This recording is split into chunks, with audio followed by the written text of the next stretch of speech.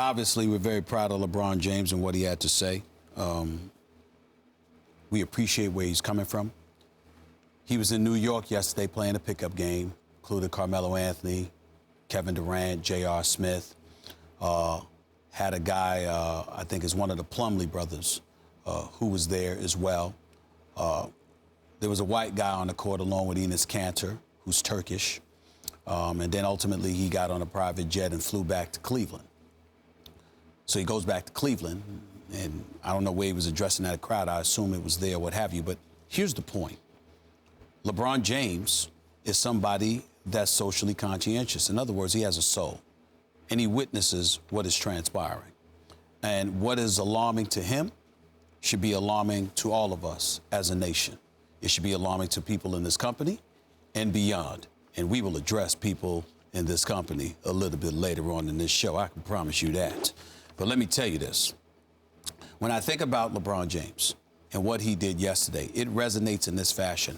I'm looking at a list of individuals, whether it was Trump's manufacturing council or cabinet members and staff no longer with the Trump administration. This man has been in office for 7 months, and 18 different people are gone. This is chaos. It's a state of emergency. And when you see LeBron James and others stepping up and stepping out to speak out and speak out in the fashion that they do, it is not because you have a Republican in office or a Democrat in office. It is not because you're liberal or conservative. It's because they're looking at an individual that they believe is literally threatening the very fabric of what America is supposed to be about.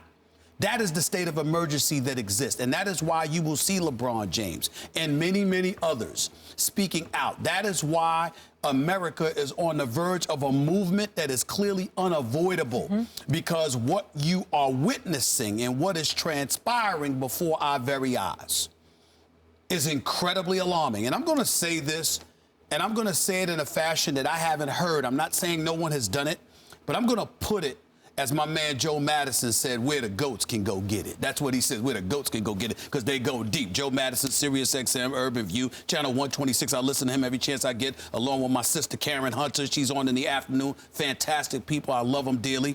Here's what Joe Madison says all the time about take it where the goats can get it. Put it where the goats can get it. When President Trump or any of his supporters want to sit up there and compare one movement to the other or one protest to the other, understand this is what it comes down to. You have a group fighting and fending off feeling oppressed. And then you have groups like what we saw Saturday who are fighting for the right to oppress. They want things the way that they once were. Make America great again. This is the kind of stuff that you're talking about here.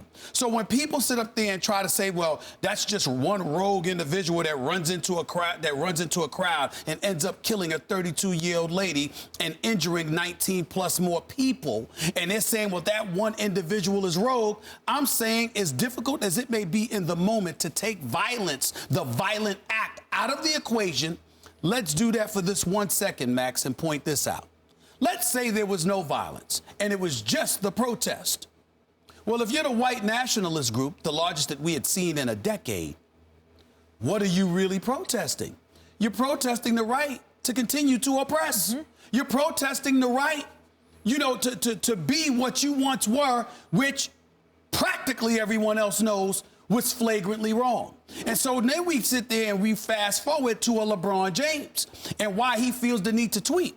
Because LeBron James doesn't want his kids knowing about race. LeBron James doesn't want, when his kids get out and they ride their bicycle in the neighborhood and they start playing with the kids in the neighborhood, some of those kids are white. He doesn't want them seeing color in that fashion. He doesn't want them seeing the venom and the vitriol that's emanating from other people. He doesn't want this dichotomy that clearly exists between one side or another. And he certainly can't disguise or just sit idly by if we have a commander-in-chief and a president who does not appear to recognize the importance of making sure that we advocate there should be no difference, but there is.